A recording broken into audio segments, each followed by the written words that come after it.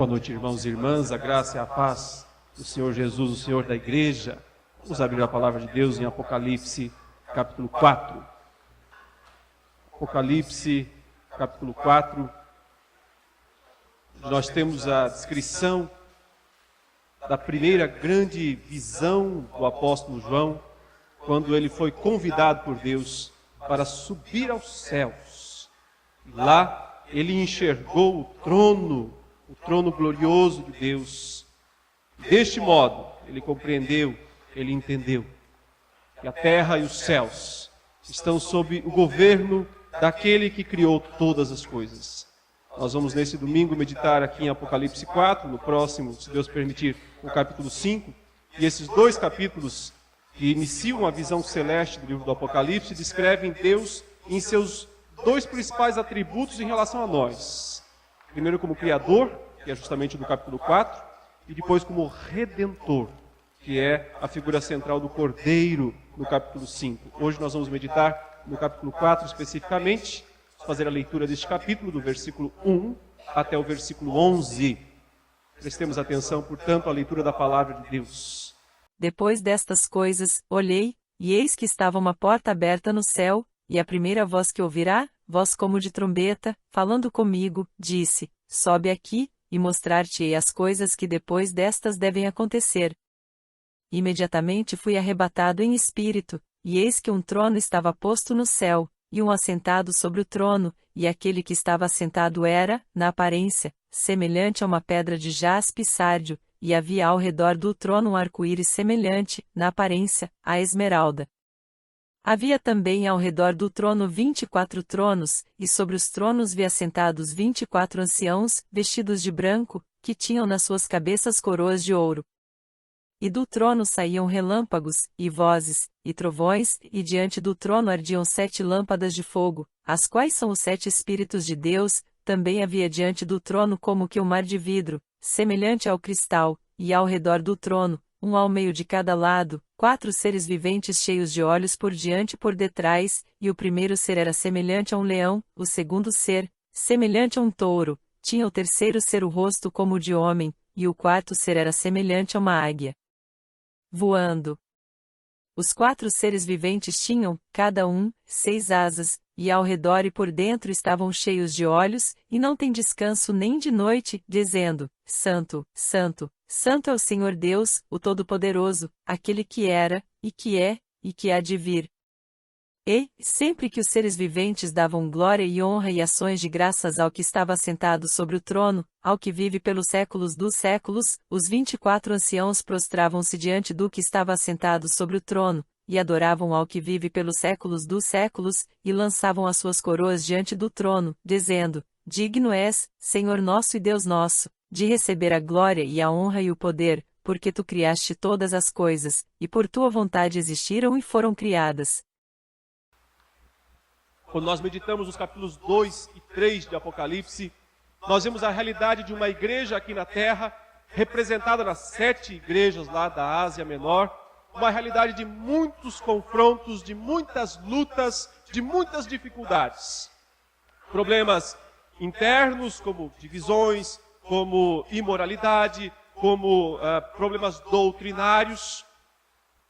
Problemas externos, a perseguição do Império Romano.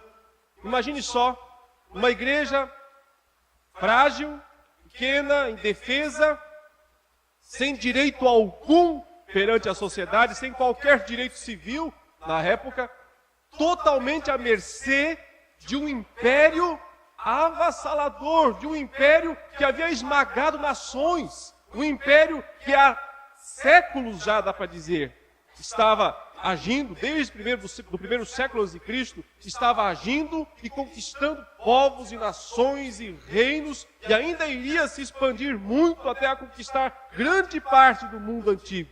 Esse era o grande inimigo da igreja cristã no primeiro século, o Império Romano. Como a igreja, uma instituição tão frágil, sem armas, sem líderes influentes na sociedade, porque os cristãos não eram líderes influentes na sociedade. Eram pessoas humildes, eram pessoas simples, muitas inclusive, pessoas das classes mais baixas da população. É claro que havia também pessoas das classes mais altas que iam aos poucos se convertendo. Mas em si, era considerada uma igreja de pescadores, uma igreja cujos principais líderes eram galileus, eram homens que eram considerados como iletrados. Como uma igreja assim conseguiu resistir ao poderio do maior império que esse mundo já viu? E não só resistir, como também, afinal das contas, até mesmo vencê-lo e continuar sendo a instituição mais duradoura que esse mundo já viu.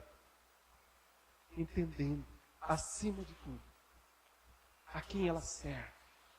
Quem é o Deus que está acima desta igreja, por trás desta igreja, por baixo desta igreja, sustentando-a o tempo todo.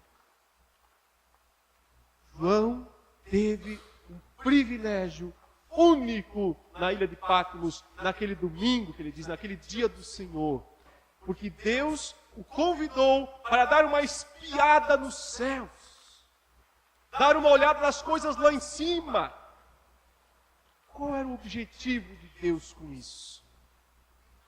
Que João, e que toda a igreja, para quem João escreveria, ou seja, nós também que recebemos este livro, esta carta, tivesse uma noção de como são as coisas lá em cima, para que assim a nossa visão de como são as coisas aqui embaixo fossem mudadas. Enxergando o céu, nós compreendemos melhor a terra. Dando uma visão, dando uma olhada no trono de Deus, dá para compreender um pouco mais também as razões, os motivos das coisas que acontecem aqui embaixo. Portanto, o meu tema baseado no capítulo 4 aqui de Apocalipse hoje é esse: ver o céu muda o modo como nós vemos a terra.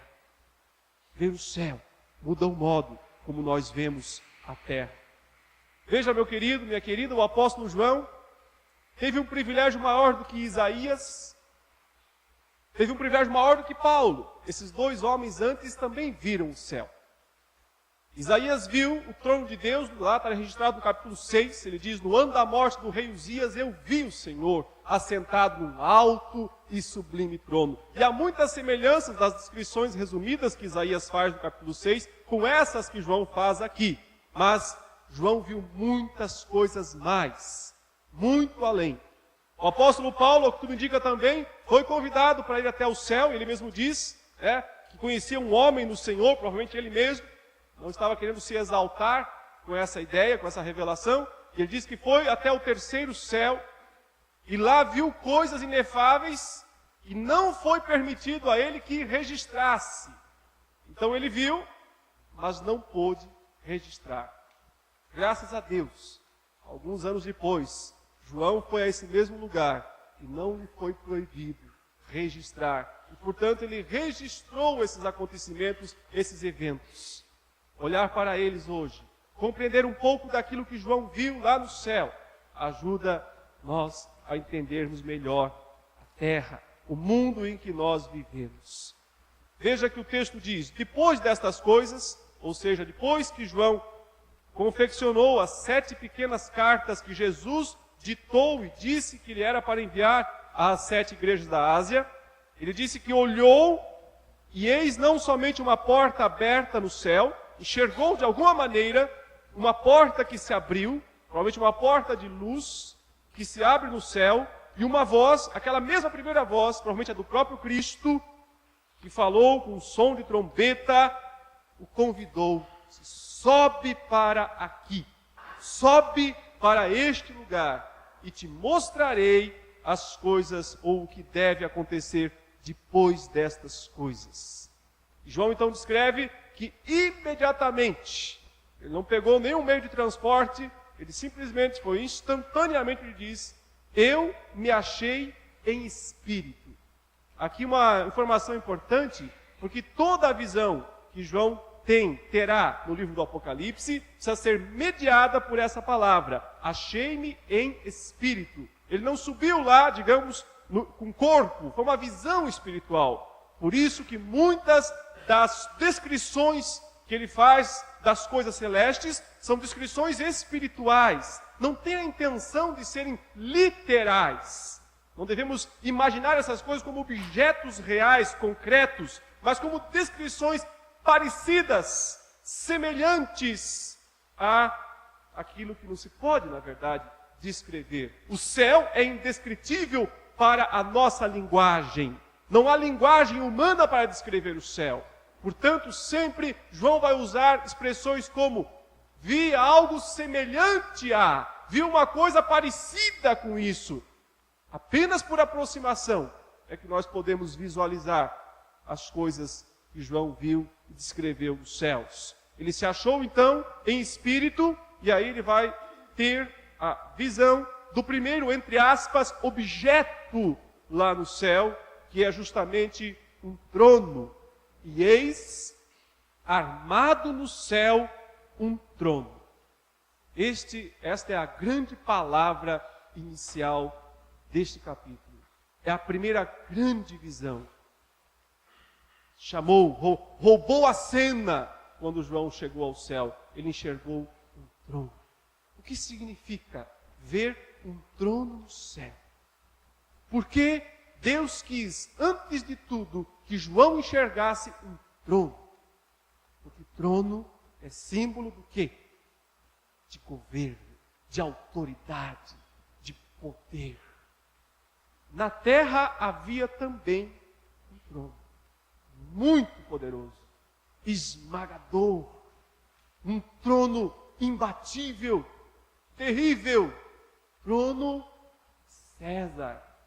Nos dias de João, quem não reconhecesse a divindade do imperador, sofreria sanções econômicas, físicas e até mesmo a morte, em muitos casos. Por isso os primeiros cristãos enfrentaram muitas vezes a morte, por se recusarem a adorar aquele homem sentado no trono de Roma, que se chamava e se auto-intitulava Deus. Por que é que Deus mostra a João, antes de tudo, o trono no céu? Porque o objetivo de Deus é fazer com que João entenda que existe um trono acima de todos os tronos.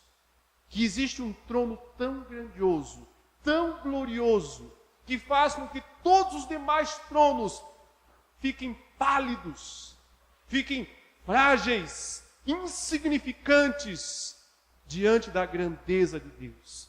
Em outras palavras, o que Deus quis mostrar a João era: João, olha para as 7 igrejas, elas parecem frágeis, elas parecem fadadas ao fracasso, elas parecem indefesas diante do poderio humano, do poderio de César, mas isso é ilusório.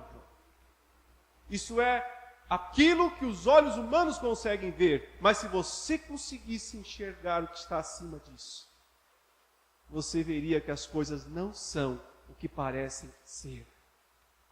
Como aquele moço do profeta no Antigo Testamento, que se desesperou de cima do monte, quando enxergou os exércitos da Síria lá embaixo, rodeando, e ele pensou que estava sozinho com o profeta em cima do monte, e o profeta então orou e disse: Deus, abre os olhos desse meu auxiliar aqui, para que ele veja o real, a realidade, o que os olhos não podem ver.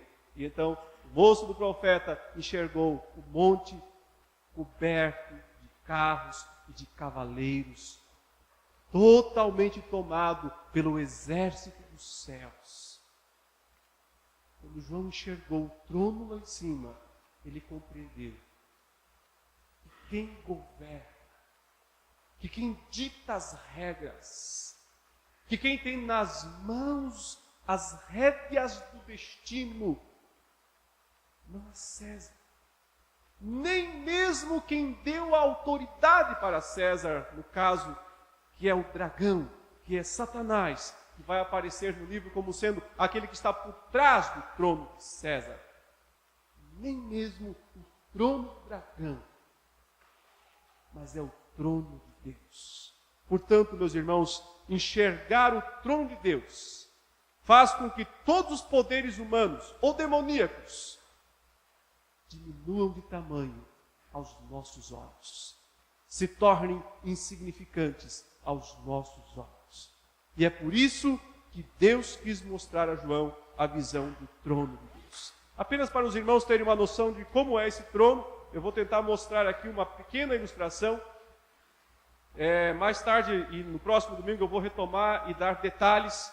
O que ele enxergou foi mais ou menos isso. Vários círculos. Círculos que vão se sobrepondo, voltas com criaturas ao redor. Essas criaturas, cada uma com a sua função, cada uma com a sua representação, compõem uma grande corte celeste. A ideia é transmitir isso.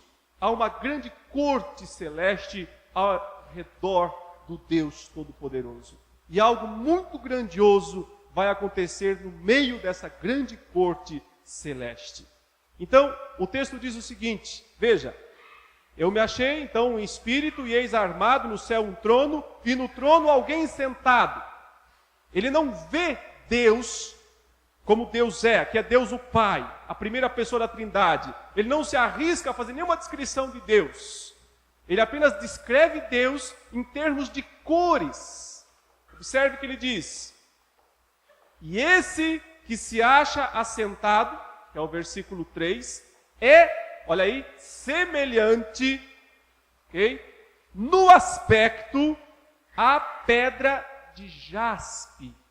Jaspe é a primeira pedra preciosa aqui, utilizada para descrever um pouco do esplendor de Deus. O jaspe é uma pedra branca, transparente, algo como cristal, algo como diamante. É a primeira cor, é a do centro, como está aqui mais ou menos nesse diagrama, nessa figura. No centro você tem a cor branca, a cor do jaspe. É o primeiro círculo dos 7 que estão ao redor deste trono. Esta cor, jaspe, branco, reluzante, diamante, é uma indicação, provavelmente, do principal dos atributos de Deus.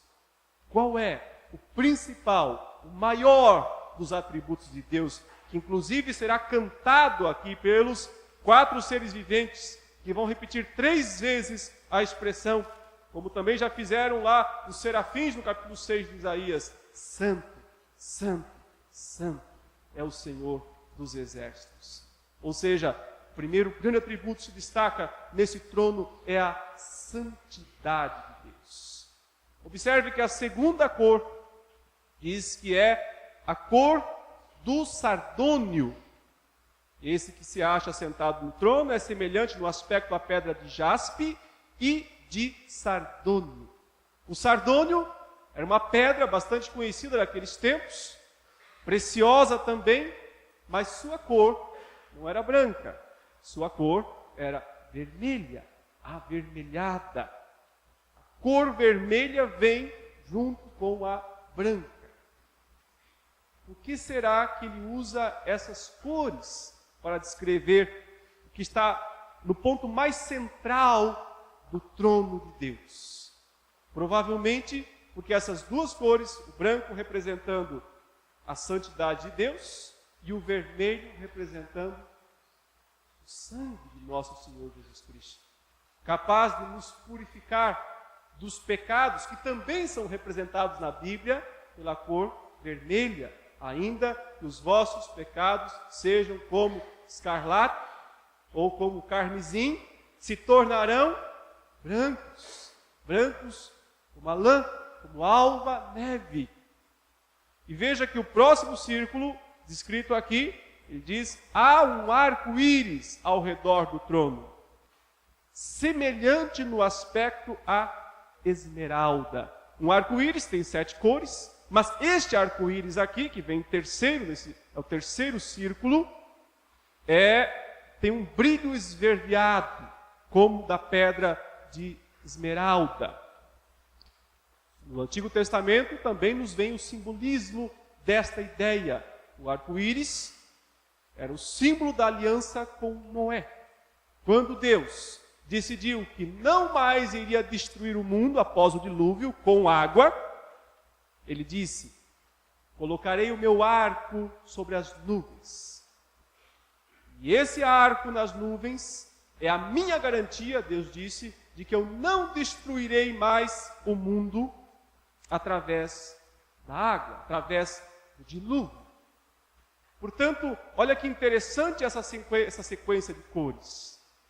Branco, jaspe, vermelho, tanto da ideia de pecado quanto de redenção pelo sangue, e o arco-íris simbolizando a paz depois da tormenta, a paz depois da ira, a paz depois da destruição. Como se nós víssemos aqui o conteúdo central do Evangelho. Como homens pecadores podem ter paz com um Deus santo. Como homens perdidos, pecadores, podem viver em paz com um Deus santo somente pelo sangue do Cordeiro Jesus, que foi derramado para perdoar os pecados da sua igreja, os pecados dos seus escolhidos.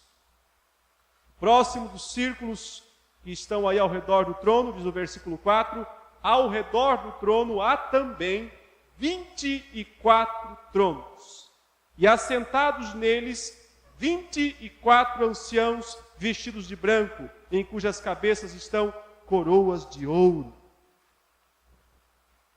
É sugestivo que, depois dessas três cores centrais, o jaspe, o sardônio, a esmeralda, há 24 tronos. Assentados neles, 24 anciãos, 24 velhos, vestidos com roupas brancas.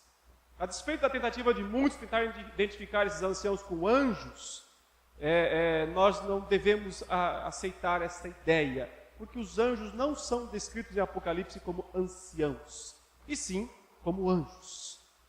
A interpretação destes personagens aqui deve ser buscada justamente na teologia da igreja. 24 é um número muito sugestivo aqui, porque nós temos no Antigo Testamento 12 patriarcas e no Novo Testamento 12 apóstolos. Sim, é evidente que outros apóstolos e patriarcas foram acrescentados. Por exemplo, já entre os patriarcas tínhamos as meias tribos de Efraim, de Manassés, e também acrescentados aos 12 apóstolos foram, por exemplo, Paulo e Barnabé. Mas o número 12 ficou simbolizado, ficou algo emblemático. 12 é o número dos apóstolos, 12 é o número dos patriarcas. E se você tem 24 anciãos, então o símbolo significa o seguinte: toda a igreja do Antigo e do Novo Testamento representada no céu, próxima do trono de Deus, logo após do branco, do vermelho, do arco-íris, está a igreja, representada no céu. Como um dia será, inclusive, mas já é, inclusive, hoje, parcialmente, porque parcialmente a igreja já está no céu.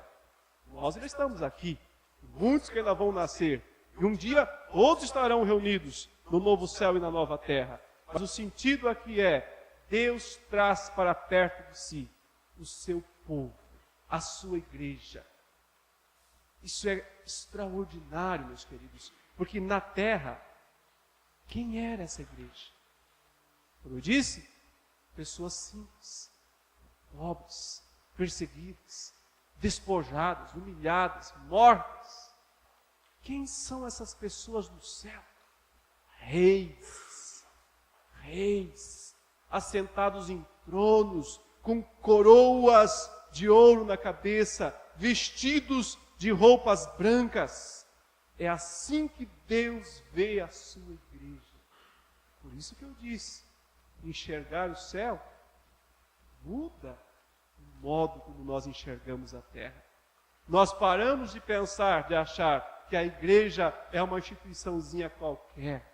Nós vamos parar de acreditar que a igreja é fraca, indefesa, porque já foi dito dela, pelo próprio Senhor Jesus: as portas do inferno não prevalecerão. Não há instituição mais poderosa, não há instituição mais gloriosa.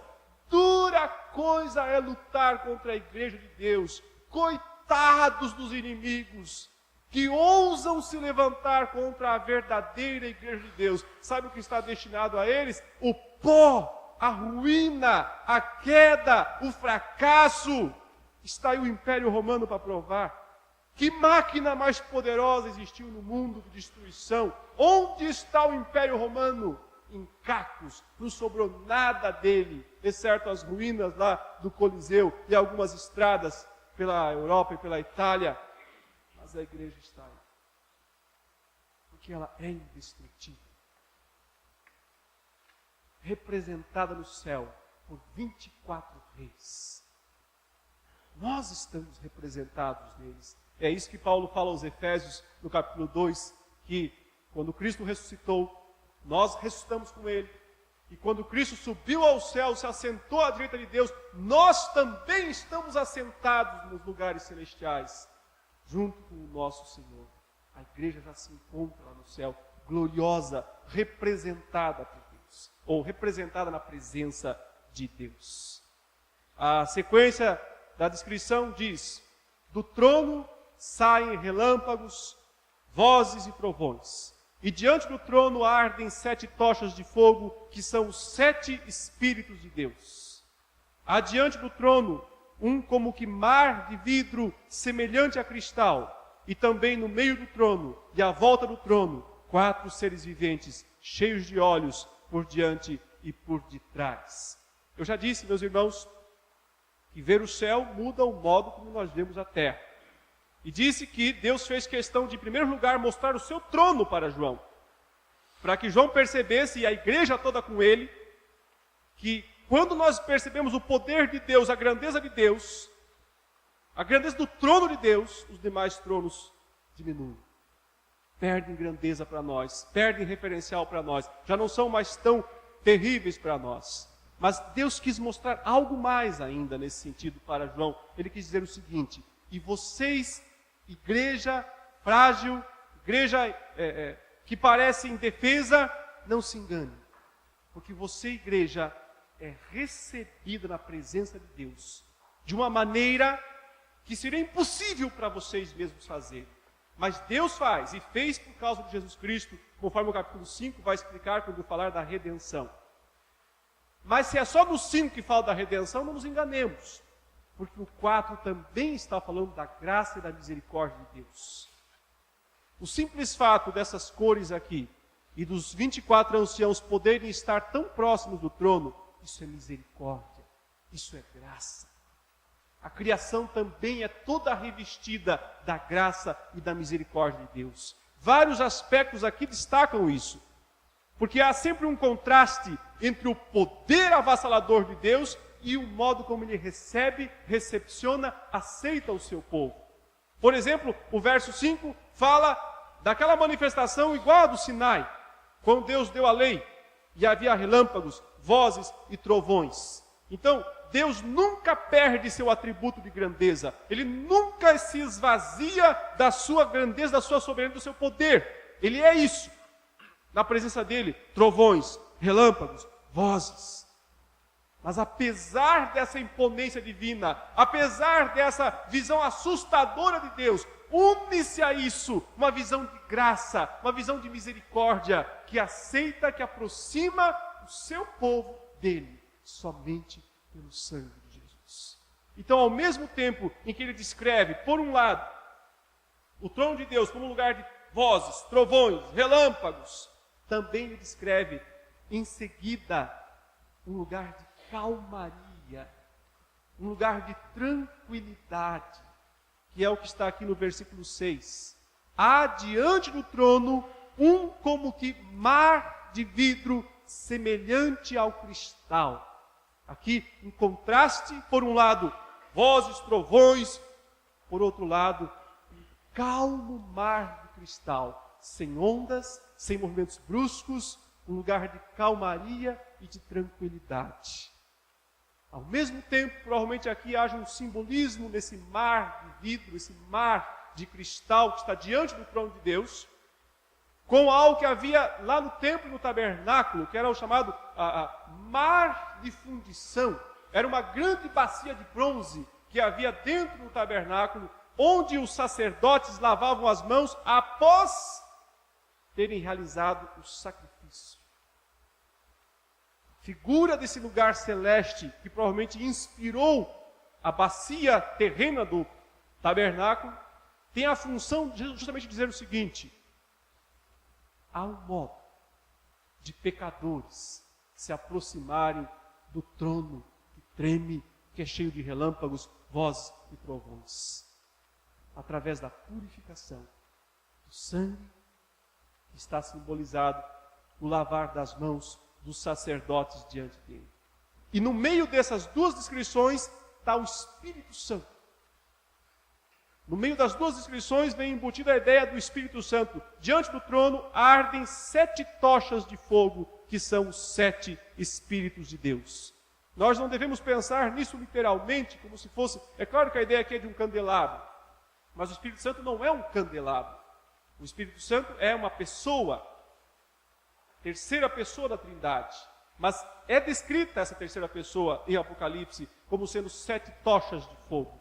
O sentido é, o número 7 é o de plenitude, é o de alcance universal, é o de perfeição divina. O Espírito Santo não é uma força divina, ele é o próprio Deus, como terceira pessoa. Seu poder de fogo é justamente uma descrição da sua presença em todos os lugares, do seu poder de ação, do seu poder de perscrutar e de destruir também, se necessário.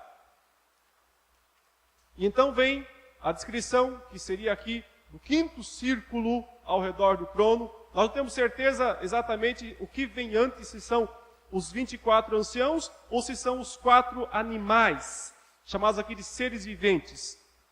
Talvez eles estejam meio que sobrepostos. No desenho eu coloquei os seres viventes antes e os 24 tronos depois. Mas isso não dá para ter certeza. Porque como ele fala, e diante e no meio, parece então até que os seres viventes se aproximam um pouco mais nesse momento, nesta cena, do próprio trono, da parte central do trono. Tanto faz aqui para nós entendermos a posição. Mas é importante entender o que são. O que são agora esses 4 seres viventes? São descritos aqui, após o mar de vidro semelhante a cristal, ele diz, e no meio do trono e à volta do trono, 4 seres viventes cheios de olhos, por diante e por detrás. O primeiro ser vivente é semelhante a leão, o segundo semelhante a novilho, o terceiro tem o rosto como de homem, e o 4º ser vivente é semelhante à águia quando está voando. Há uma tendência natural, no primeiro momento, nós pensarmos que também são anjos, ou que seriam anjos esses 4 seres viventes.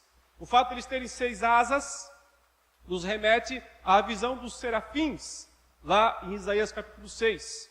O cântico desses seres viventes e daqueles serafins, em Isaías 6, também é parecido. Santo, santo, santo é o Senhor dos exércitos, cantavam os serafins. Santo, santo, santo é o Senhor Deus Todo-Poderoso, aquele que é, que era e que há de vir, cantam os 4 seres viventes.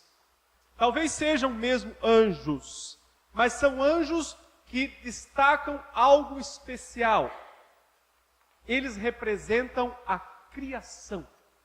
Eles representam o mundo criado, as criaturas da terra. As criaturas da terra representadas no céu. Porque a primeira dessas criaturas é o leão, ou seja, os animais selvagens. A segunda dessas criaturas é o novilho, ou seja, os animais domesticáveis. A terceira dessas criaturas é aquelas que têm alguma semelhança com o ser humano. Talvez aí uma referência aos macacos, aos chimpanzés, aos gorilas, esse tipo de criatura que tem alguma semelhança física com os seres humanos. E a 4ª criatura representam as aves, as criaturas que voam, as criaturas com asas. É interessante que a criação, e veja, são 4 seres viventes, e o número 4 em Apocalipse significa o número da criação, o número da terra. E na verdade o texto não diz exatamente seres viventes, mas animais. 4 animais, seria uma tradução apropriada da palavra usada aqui na língua grega, na língua original. 4 animais, o primeiro semelhante ao leão, o segundo semelhante ao novilho, o terceiro o rosto como de homem, e o quarto como a águia que está voando. Isso nos aponta para o quê? Para o valor que Deus dá à terra, para o valor que Deus dá à criação. Ele criou esse mundo, Ele ama esse mundo. Ele está preocupado com esse mundo. Esse mundo não é descartável para Ele. Aliás, o apóstolo Paulo já escreveu isso em Romanos capítulo 8. Ele diz, porque a criação foi sujeitada à vaidade, não voluntariamente, mas por causa daquele que a sujeitou. Ou seja, quando o pecado entrou no mundo, como consequência do pecado, Deus disse, maldita é a terra por tua causa. Então a maldição de Deus que existe sobre a criação, sobre a natureza, é uma maldição decorrente do pecado. No entanto, Deus já fez provisão para livrar a terra de todo o pecado. Por isso que diz que a criação geme e suporta angústias até agora, esperando para ser redimida da corrupção. Deus fará um novo céu e uma nova terra. É assim que acaba o livro do Apocalipse. Vi novo céu e nova terra. A terra não é descartável. Deus não vai jogar a terra fora. Ele vai renová-la.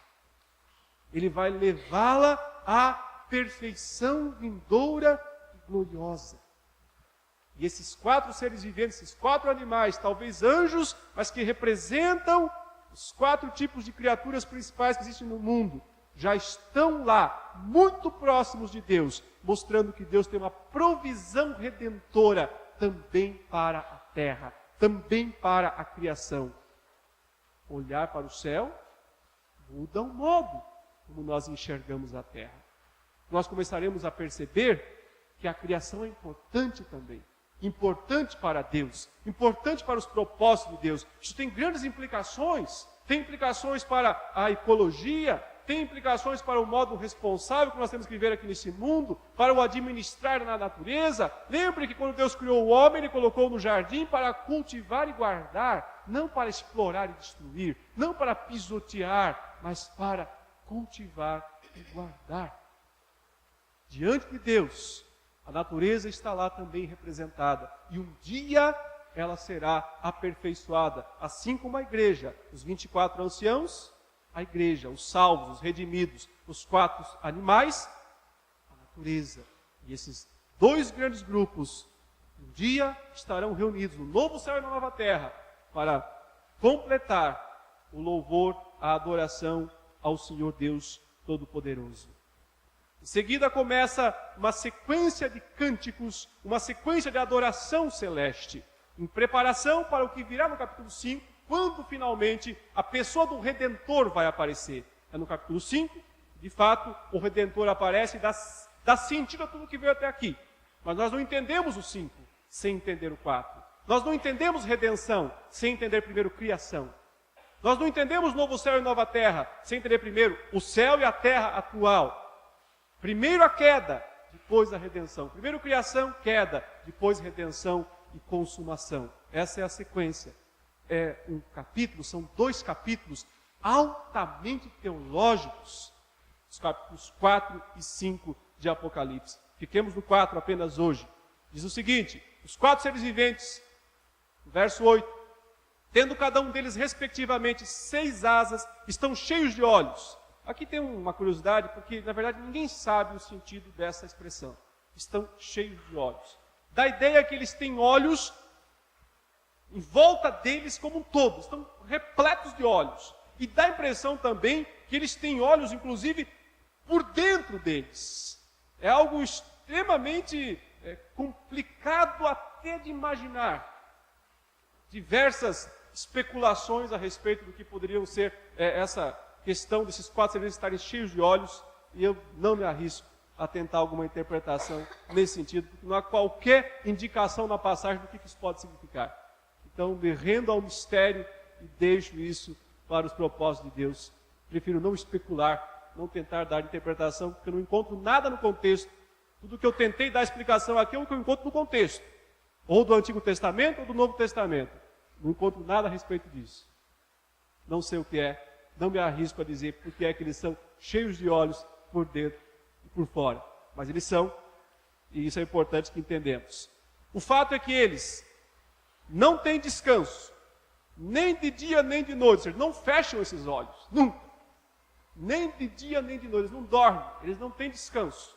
Eles proclamam o tempo todo: Santo, Santo, Santo é o Senhor dos Exércitos, aquele o Todo-Poderoso, aquele que é, que era e que há de vir. Então, o louvor celeste é algo ininterrupto. Muitas pessoas não gostam de louvar a Deus na terra, não sei o que vão fazer no céu. Vão se sentir mal lá no céu, porque o céu é um lugar de louvor perene. Claro que não é só cantar, louvaremos a Deus com todas as nossas ações, com tudo que nós realizarmos. Mas há um louvor perene lá no céu, um louvor que sempre enfatiza a santidade, a grandeza, o poder de Deus. Em conexão ao louvor dos quatro animais, das quatro criaturas celestes, o verso 9 diz: quando esses animais, esses seres viventes, derem glória, honra e ações de graças ao que se encontra sentado no trono, ao que vive pelos séculos dos séculos, os 24 anciãos, a igreja gloriosa, redimida, se une a eles. Os 24 anciãos prostrar-se-ão diante daquele que se encontra sentado no trono, adorarão ao que vive pelos séculos dos séculos e depositarão as suas coroas diante do trono, proclamando. E aí vem o cântico final, o cântico dos 24 anciãos. É interessante que os verbos aqui, dos versos 9 e 10, foram jogados para o futuro. Até então, os verbos estavam no passado, escrevendo algo que já está acontecendo. Mas agora, lança para o futuro. Talvez seja só um desenvolvimento do pensamento hebraico, que geralmente usa os tempos verbais no imperfeito, dando uma ideia de futuro. Mas talvez não seja isso. Talvez seja a mesma ideia, antecipando a glória futura. Quer dizer, lá na frente, no novo céu e na nova terra, a natureza glorificada se une à igreja glorificada para um louvor perene ao Deus que nos criou. E assim, o final cântico, o último cântico aqui, nos traz ou nos reforça de maneira impressionante essa verdade. Qual é o cântico final? Verso 11. Tu és digno, Senhor e Deus nosso, de receber a glória, a honra e o poder, porque todas as coisas tu criaste, sim, por causa da tua vontade vieram a existir e foram criadas. Ou seja, o mundo não é resultado do acaso. O mundo não existe por causa de uma explosão sem sentido ou sem origem. O mundo não é resultado de um processo evolutivo acéfalo. O mundo é resultado de um propósito. O propósito está na pessoa daquele que criou. Olhar para o céu faz com que nós passemos a ver a terra com outros olhos. Por quê? Porque lá em cima tem um trono. E ver esse trono faz com que, meus irmãos, os demais tronos aqui na terra diminuam. Olhar para o céu faz com que mude tudo que nós vemos na terra. Porque na terra nós vemos uma igreja limitada, perseguida, quase sempre ridicularizada pelo mundo. Mas no céu nós vemos 24 tronos. E lá está a igreja gloriosa, coroada, coroas de ouro, representando ou diante de Deus. Na terra nós vemos uma natureza se deteriorando, sendo destruída, sendo explorada, sendo usada por interesses de malfeitores.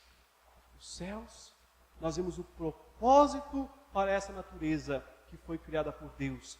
Tem uma razão de ser, não é por acaso. Há um Criador por trás dela. Ou seja, a vida tem sentido, a existência tem razão, não é fruto do acaso. Há propósito por trás destas coisas. O céu revela a importância da criação como sendo algo que Deus muito desejou. Veja como esse cântico final reforça isso. Pois todas as coisas que tu criaste, sim, por tua vontade. Quer dizer, porque o Senhor quis muito. Uma vontade profunda de Deus. Deus não criou a terra como quem diz, não sei o que fazer, vou fazer qualquer coisinha aí. Ele criou a terra, alimentado por um sentimento, por um desejo profundo de fazer isso. Ele ama esse mundo, porque Deus amou ao mundo de tal maneira que deu o seu Filho unigênito, para que todo aquele que nele crê não pereça, mas tenha vida eterna. E esse Filho, o Redentor, vai roubar a cena, vamos dizer assim, no capítulo 5, que é o que nós meditaremos, Deus permitir, na próxima semana. Até aqui, que possamos lembrar, possamos entender o quanto nós precisamos olhar mais para o céu. O quanto nossos olhos precisam estar mais fixos nas coisas do alto. Porque quanto mais estivermos fixos nas coisas do alto, mais compreenderemos as aqui de baixo e menos seremos influenciados por elas. E mais influenciaremos o mundo em que nós vivemos. Você pode agora curvar a sua cabeça, fechar os seus olhos, orar ao Senhor, glorificando-o por tudo aquilo que Ele fez. Todo-Poderoso Deus, Senhor dos céus e da terra, te louvamos, te exaltamos, ó Pai, pela grandiosidade das revelações que estão neste livro. Nos ajude, Senhor, a compreender cada vez mais estas palavras. Desvenda os mistérios profundos dessa Escritura, para que assim contemplemos com ainda maior fervor em nosso coração a Tua grandeza, o Teu poder, a Tua soberania. Louvamos-te, Senhor, porque não somos fruto do acaso, porque vivemos num mundo que parece dominado por trevas, mas acima de tudo está o trono do Senhor, e os Teus propósitos nunca, jamais serão frustrados. Obrigado também pela Tua igreja. Obrigado porque o Teu povo é reconhecido pelo Senhor como reis e sacerdotes. E que nós possamos viver, de fato, com essa responsabilidade que temos, sendo dignos do chamado do Senhor. Em nome de Jesus. Amém. Graças ao Senhor.